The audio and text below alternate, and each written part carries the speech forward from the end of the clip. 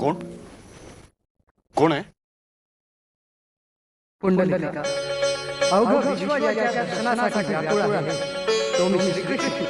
पुंडलिका तुझ्या मातृत्व प्रेमामुळे आणि तू केलेल्या त्यांच्या सेवेमुळे तुझ्यावर प्रसन्न होऊन तुला दर्शन देण्यासाठी आलो.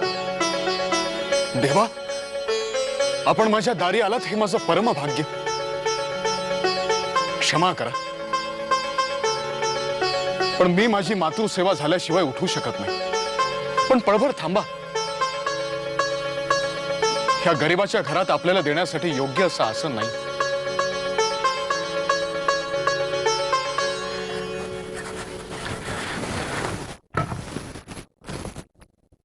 या विटेचं आसन करून आपण ह्याच्यावर उभं राहावं.